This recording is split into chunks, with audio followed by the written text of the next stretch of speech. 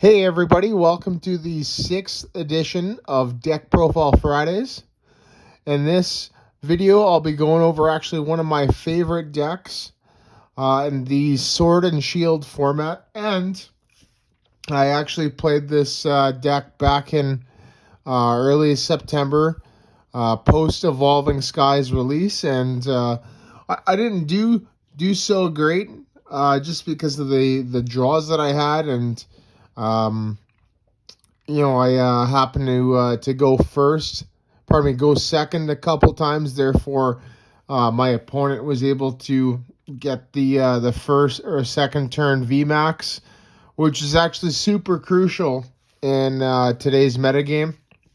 Getting that turn two VMAX, whoever can get that first is at a huge advantage over your opponent. So, yeah, this has been one of my favorite decks, and now with the release of Mew, Infusion Strike, and Dragapult, still being there, and Shadow Rider Calyrex, I see this deck, getting a little bit of a popularity boost, right? Even though that the Urshifus are still there, Rapid Strike and Single Strike, but I think Single Strike right now is definitely moving down a bit just due to the presence of Mew. So, but without further ado, here we go. So we have a 4 Eternatus line. So yeah, this here is pretty much the main part of the deck. That's what the deck revolves around. And he's one of my all-time favorite legendaries. He's just super cool, and he's a tank, and they had to make an entire storyline about him, right? So but enough of that, just with the card. Eternatus V, Power Accelerator, 1 energy for 30. Allows you to attach a card, an energy card from your hand to one of your bench Pokemon, which is awesome. And he's mainly there just to evolve into Eternatus VMAX. So Eternatus VMAX has a whopping 340 HP, which is literally the most of any VMAX out there. It's got an amazing ability, which allows you to have 8 bench spaces, but at the cost, you're only allowed to play Dark-type Pokemon.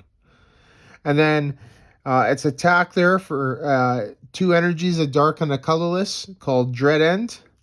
This attack does 30 damage times the number of dark Pokemon in play. So if you have him active and a full bench of dark types, you'll be doing 270 damage, which is 9 times 30. And just a few notes as well that you really only need 6 dark type Pokemon in play to one-hit KO a Mew and a Dragapult, and actually a Calyrex too, a Calyrex VMAX. So because 180 times 2 will be 360 damage. The times 2 comes from the weakness to dark. So pretty awesome. The next Pokemon that we have is a 3 Umbreon VMAX and 4 Umbreon V. So a couple things with this card. This is one of my actually favorite cards in Evolving Skies. With Umbreon V, a couple things to note. One, it's Single Strike, which is, gets all the benefits of Single Strike energy, which we don't play, but on other decks like Single Strike Urshifu, it does. It's also got a weakness to grass, right? Which means Urshifus can't really take this down that easily. It does get hit pretty hard against Leafeon, but again, with Leafeon, you're going to be using Eternatus to attack mostly. It's also got, for its attack, you don't really use the second attack that much, Moonlight Blade, but the The first attack is actually not too bad. For 1 Dark Energy Mean Look, it does 30 damage. And then your opponent's active Pokemon can't retreat. It's also mainly there to evolve to Umbreon VMAX. And speaking of that, Umbreon VMAX is there because it's a boss's orders. It's a Pokemon that's boss's orders, and it's searchable with things like evolution, incense, etc. Right? Yeah, its Dark Signal allows you to switch your opponent's active Pokemon with a Pokemon on their bench. Its attack there is not too bad. Max Darkness for a dark and 2 colorless does 160. Not too bad overall. To be honest, I think there's better things that you can use to attack with, but you know, if you absolutely must, then go right ahead. So that's that. The next Pokemon that we have is 4 Crobat V. Right? Crobat V, awesome card. Dark Asset, you can only use it once per turn, and it allows you to draw cards until you have 6 in your hand, and that's only when you play it from your hand. So it's a one-time use. And then it's also an easy discard with things like Path to the Peak come into play, right? Its attack's not too bad, right? You know, if you start off with it, which is actually fairly common with this deck, then you know you can get that turn 270 and knock out things like a Sobble or a Houndour, right? But other than that, like I said, it's only there for the draw. Next Pokemon, just a pair of each of these, 2 Galarian Moltres and then 2 Hoopa V. So Galarian Moltres is actually an amazing attacker for a couple of reasons. One, it's weak to grass, which means it's able to stand up to Urshifus a lot better than Eternatus. And it's also got an amazing ability as well, which allows you to attach a Dark Energy from the discard pile to it. So therefore, you're able to power it up quicker, right? And then its attack there, Aura Burn, which does 190 for 2 darks and a colorless. And it does 30 to itself. So it's a self-damaging attack, which allows it to take one-shots, or pardon me, to allow your opponent to take one-shots a lot easier on it. But it does trade that for a little bit more power, so... And 190 is actually a pretty hefty attack. It also, because it one-hit KOs things like Mew VMAX, etc. Hoopa V, so damage is a little bit lower than Moltres. It does it for 170. And then it also allows you to, or pardon me, it puts...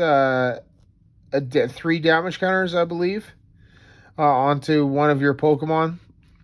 So, kind of a big drawback on it, but it's mainly there because it provides it provides coverage to Urshifu because it counts as a Psychic and a Dark type.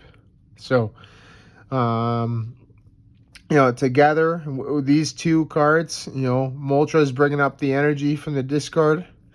And my deck also plays Energy Switch. It allows you to attach to the Hoopa V a lot quicker, and therefore providing a better counter to Urshifu. And that does it for the Pokemon. So on to the trainers and supporters and stadiums. So we'll start off with the supporters first.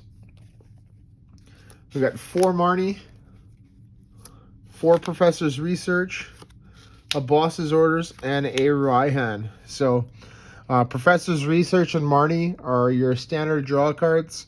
You need to play 4 of each just because it'll make the chances of having a dead hand less likely. Boss's Orders, so just in case if your opponent has a Path to the Peak in play, this card here goes around that, right? It allows you to gust up one of your opponent's Pokemon and bring it to the active, right?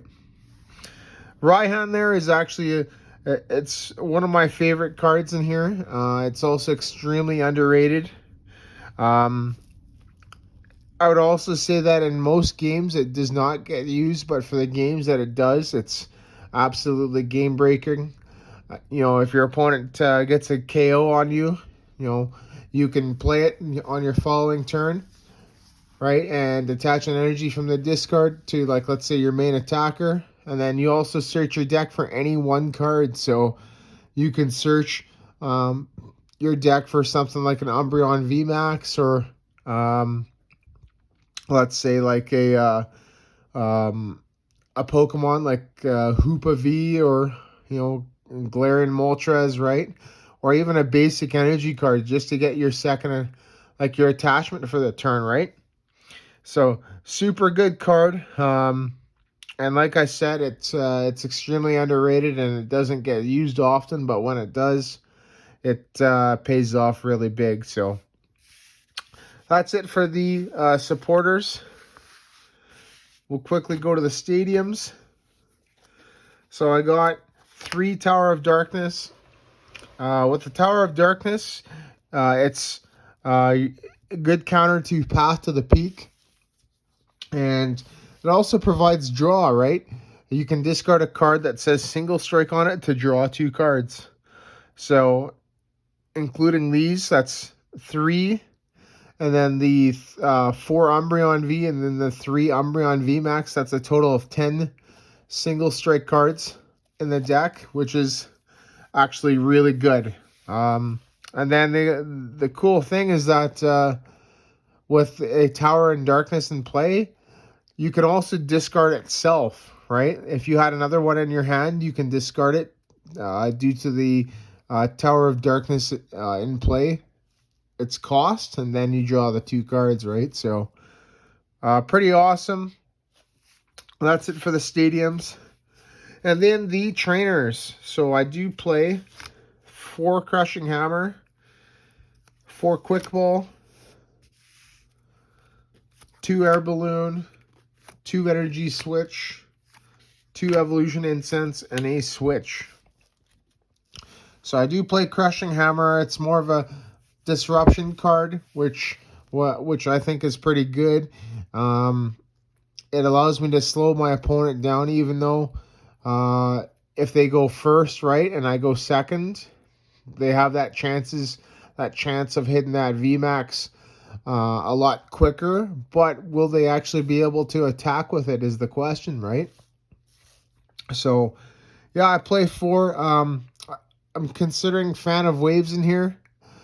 For special energies, right? But you hitting the downside is that card can hit basic energy, which this card can. So it's kind of about the risk to reward, right? Like, do you want to have something that's for sure, right, and it targets something in particular, or do you want to have something that's more general but less likely to hit, right?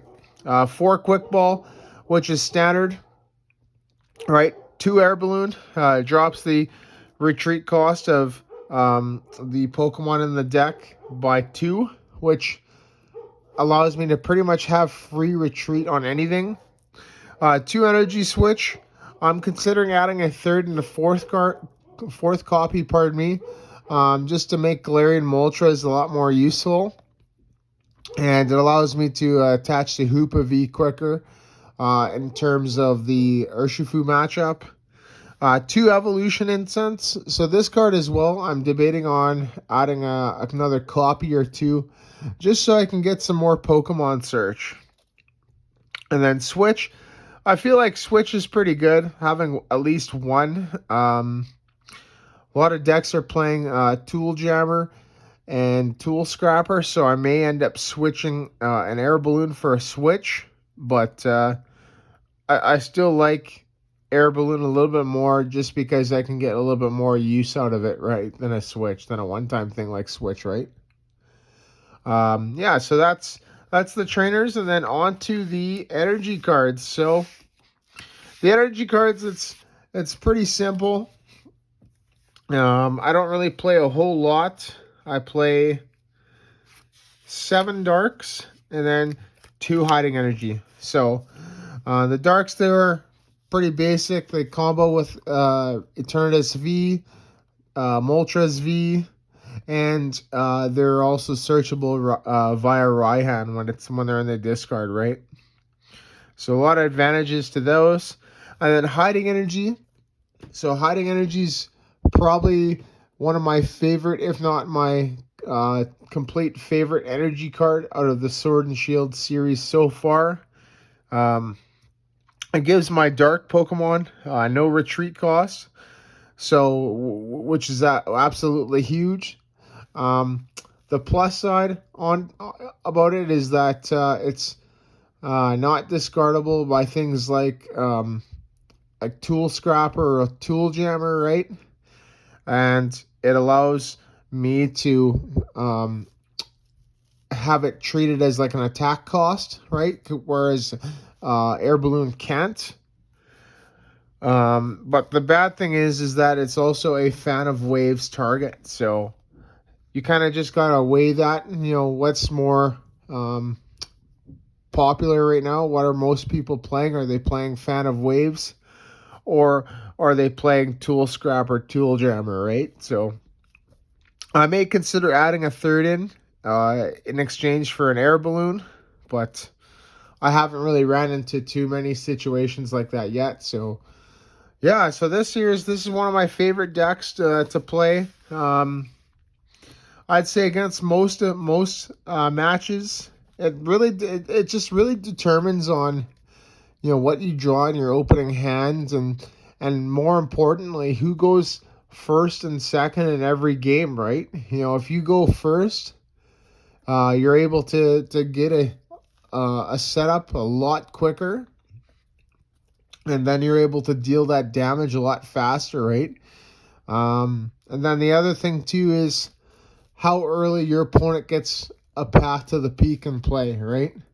I think Path to the Peak right now is going to be played a little bit more, just due to the Mew and the Genesect deck that started appearing when Fusion Strike was released, right? Because it stops Genesect. That stops things like Umbreon, VMAX, right? It stops things like Suicune V. There's just a lot of things that are damaged by Path to the Peak. So those 3 factors, kind of determine the success of this deck. I feel like it's a good deck. If you're going into a Mew or Dragapult or Shadow Rider Calyrex heavy metagame, right? And if you're going into an Urshifu metagame where there's a lot more Rapid Strike and Single Strike Urshifu, then this deck is absolutely a terrible choice. So, but yeah, there you go, everybody, and thank you for watching, and see you next time.